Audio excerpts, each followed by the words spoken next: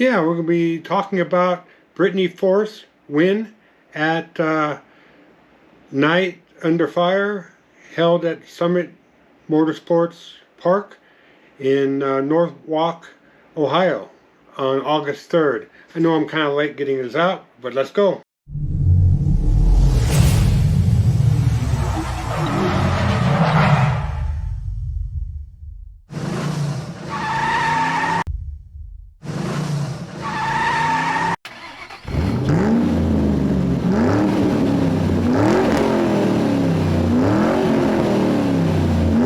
Hi, welcome to another episode of Gearhead Man. I'm Mark, your host, and like I said in the beginning, intro, that we're going to be talking about Brittney Force and her win at Night Under Fire in Norwalk, Ohio, at Summit Motorsports Park.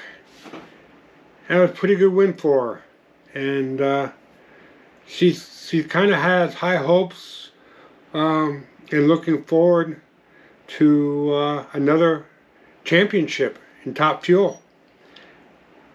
She's starting from kind of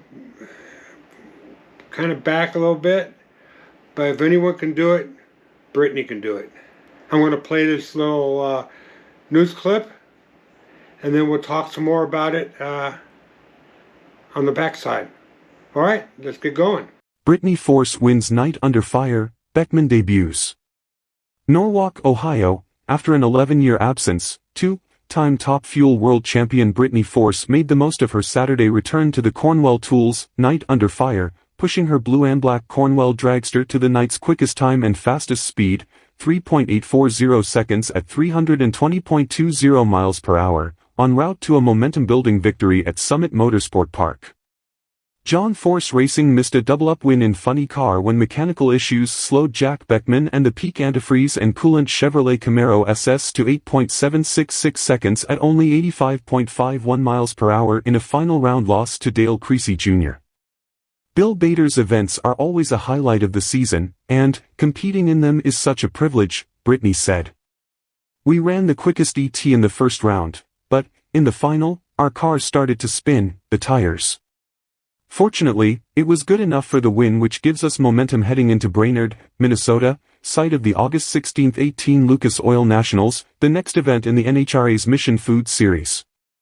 Meanwhile, despite the final round disappointment, Beckman was pleased with the overall direction of his first week filling in for John Force, who continues to recover from a TBI suffered in a June 23 crash in Richmond, Virginia. I'm still wrapping my head around the fact that it's actually me sitting in John Force's car, said the 33-time NHRA Tour winner. JFR President Robert Height did a conference call on Friday, and I got to speak to John for the first time since his accident. That was medicine for the soul.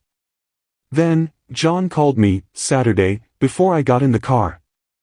He said, just go out there and do what you know how to do. There's no pressure, recounted the former NHRA national record holder. And he was right.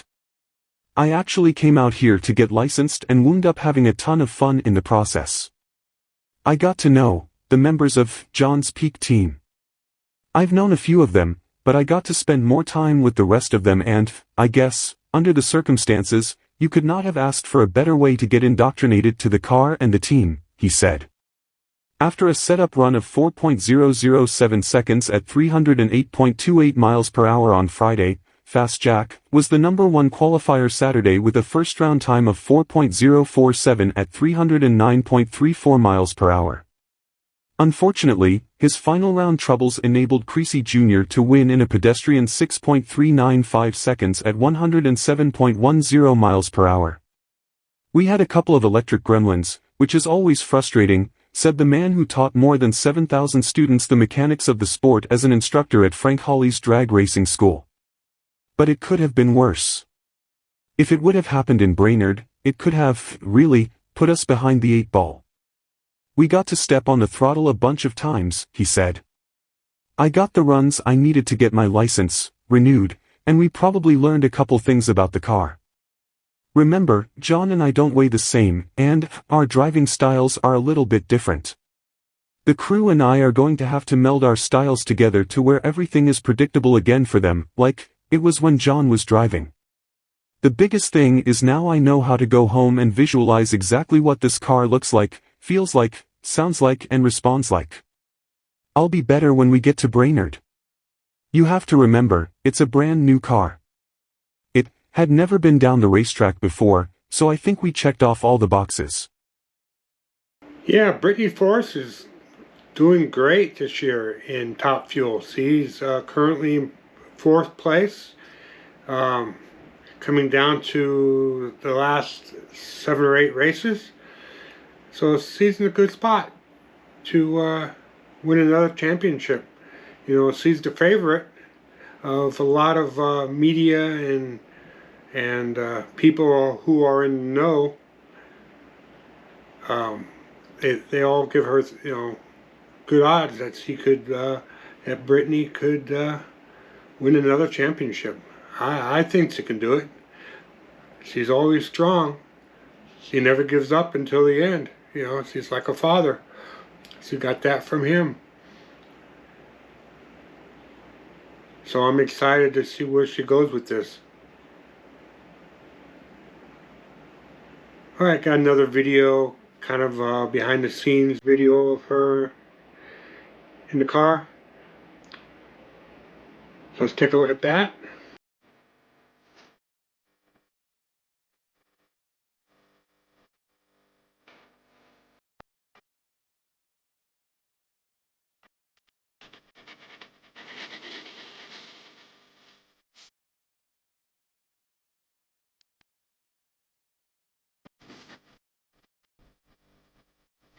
Alright, that brings the end of another episode here at Gearhead Man. Yeah, I have a lot of faith that Brittney can bring home another championship. And I think what happened to her father is kind of extra energy pushing her to that as well. And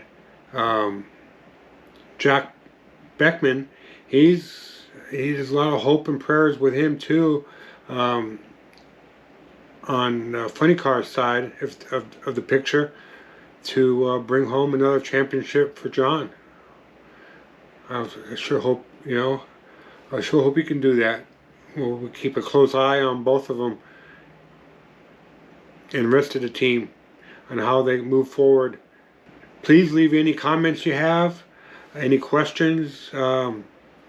I'll do my best to answer them. I always try to respond to everyone who posts a comment.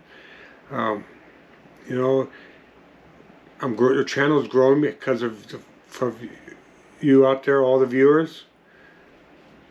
I couldn't do it without you. So far this month, we have over 30,000 views on the channel, and that's all thanks to you folks out there. I do appreciate you. And while you're down there at the bottom leaving your comments, go ahead and hit that subscribe button and the bell icon.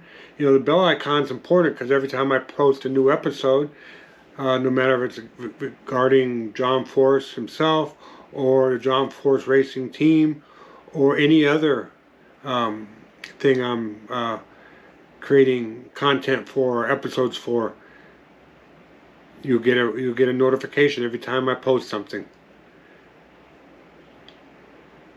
Alright, thanks for watching. Thanks for joining us, and we'll see you next episode. Everyone be safe out there. Don't do anything I wouldn't do. Alright, take care everyone.